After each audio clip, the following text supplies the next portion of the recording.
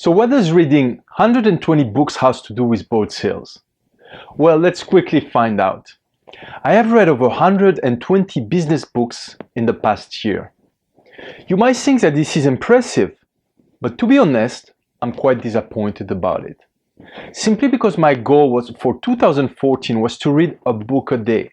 I started perfectly in January by reading 30 books in 30 days, and then I let myself fall back into my day-to-day routine and busy lifestyle. I ended up reading just over 120 books in 2014, which is pretty much 33% of my goal. The other problem is that the more I read, the more I realize the amount of things that I don't know, which makes the way I see things a little bit more complex. And the more complexity I see, the more I try to simplify it. I recently came to the conclusion that there are only 3 main reasons you're not selling boats. To make it simple, let's compare boat sales to running a simple lemonade stand. What are the only 3 reasons you're not selling? Number 1, you don't have anybody passing in front of your lemonade stand. Number 2, the few people passing in front of your stands are not interested in buying. And finally, number 3, the people who inquire about your lemonade don't end up buying. In other words, the 3 reasons are absence of traffic, absence of leads, and poor sales conversion. These 3 principles are what I've decided to help you with in this lesson. They seem so simple, but unfortunately, we often tend to forget them. We always try to come up with excuses or new formulas, strategy or quick fixes to sell a product or services. But in reality, sales always comes down to the 3 fundamentals. So let's review each point and see what is the single best tip to improve each one of them. Number 1, absence of traffic. The first thing you have to think about when you set up a lemonade stand is the location. Where will you set it up? To find the best location, I like to use the spider analogy. Imagine that you were a spider. What would you do to get food? Well, spiders get their food by following 2 simple strategies. Number 1, they find a place with the highest concentration of insects. And number 2, they build the largest web to catch as many insects as possible. Now, did you know that by following the first principle to its best, finding the best traffic, you could land sales without even having to make any effort? Let's take Papa John Pizza as an example. They know that an average Walmart gets approximately 450,000 visitors weekly. Their strategy is to invest in a location close to a Walmart and get a steady stream of customers without having to do any advertising. So Papa John Pizza doesn't need to advertise at all. Their strategy is pretty simple. They find a solid source of traffic, set up their shop next to it, and this principle should be used both offline, like Papa John Pizza, but as well online. And this principle works. I have successfully used it for many businesses, and this is the reason you're reading this right now. Number 2, absence of leads. Once you have your stand set up by a source of traffic, the second step is to make a compelling offer. Now, compelling is like when you're stuck in a traffic because of an accident. You're upset because everyone is driving slowly. But when you pass in front of the scene, you can't help but stare at it. In the same way, you should position your product or pitch to be so compelling that people cannot ignore it. So get a compelling message. As you can see on this billboard, the message doesn't reach only the 3% of consumers who need to get their AC fixed right now, but 100% of the traffic passing by. A brilliant marketing move.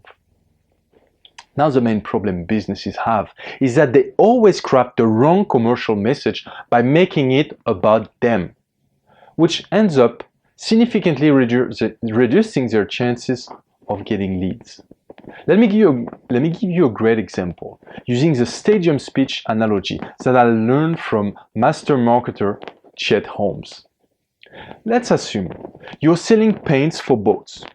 And tomorrow I give you the opportunity to stand up on a stage, in a giant stadium, and pitch your product to a crowd of over 5,000 boaters. Are you ready right now? Could you walk on that stage and present your company or product to the crowd? Now, before you walk out there and talk to the audience, we told the audience, if the presenter fails to keep you interested, you can simply get up and leave. Now, there's something you have to understand about sales. Research have been done, and usually for any type of product out there, prospect will be composed of a similar ratio. 3% of the prospects are currently in the market and looking to buy right now. 7% are open to it but not currently looking. 30% are not really thinking about your product right now. And finally, 30% think they are not interested, but might be if you did a good job in presenting them. And as well, finally, 30% know absolutely they are not interested. So what does it mean? It means that 90% of the audience at any given time isn't in the market for paint at the moment. That means that if you walk out there on the stage and start immediately talking about how great your paint is, 90% of the audience is going to get up and leave. So you need to open your pitch with information that makes your prospects say, wow, I didn't know that. Now the focus must be on them and things of interest to them, not you. So the rule number one for great presentation is that it must be focused on the prospect and not on you, at least not initially. Okay? The right presentation can increase your closing ratio from 1 out of 10 to 8 out of 10. And offer prospects something of value outside your product or service, something important to them. Now imagine, I start my pitch by saying, I have a secret that will sell all of you a combined $50 million in the next few years in boat sales. I know that all of you are using bottom paint every year, but did you know that painting your boat just prior to a sale has been proven to increase resale value of your boat by 10%? So let's imagine that the average boat price in this stadium today is $100,000. That's $10,000 extra in the pocket for each one of you. Today I will share another secret that can save you up to 30% on painting your boats every year, as well as get the job done perfectly.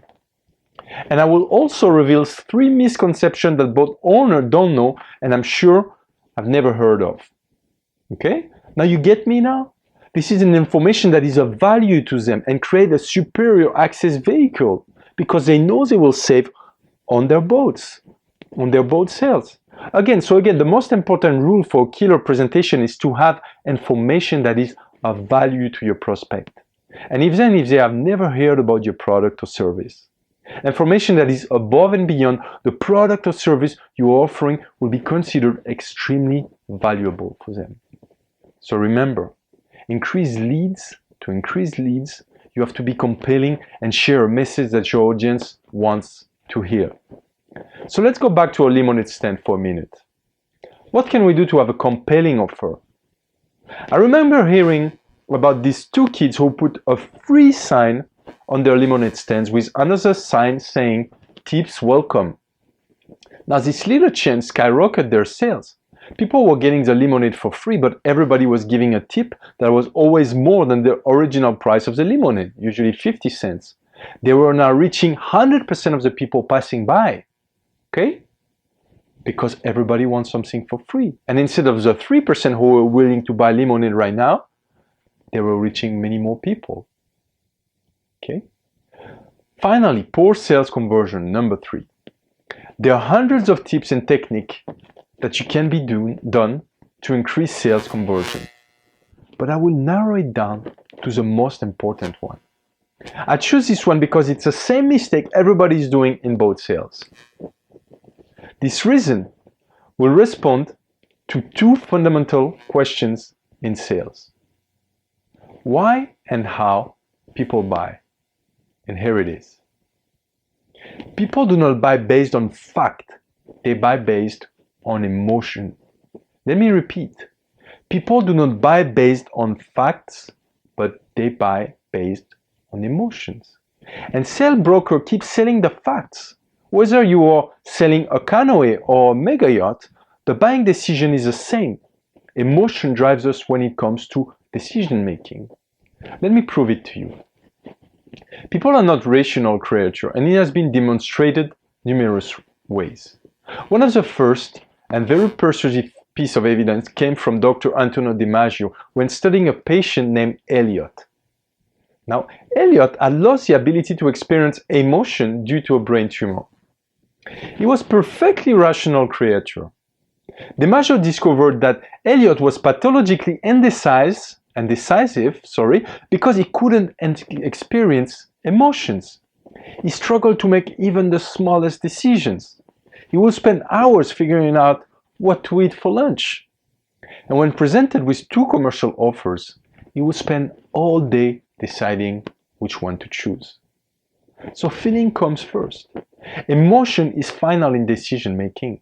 You have to start selling the hole and not the drill. As Charles Revson said, the founder of Revlon Cosmetics, said so well, in the factory we make cosmetics, but in the store we sell hopes. So sell the experience and excitement of owning a boat. Sell the time they will spend on the water. Sell how jealous their friends will be when they will see their boats. Sell how beautiful their boat look at the marina or in front of their driveway. Sell how happy they will be. People make decisions emotionally. They decide based on feeling, need, or emotions, not through a logical thought process. And that's why intangible benefits are the key to persuasion. When you are selling, you should always ask yourself, what's the emotional hot button here? Remember that this is where the real value lies in for the client. The value is not in the product itself, but it's in what they will do with the product.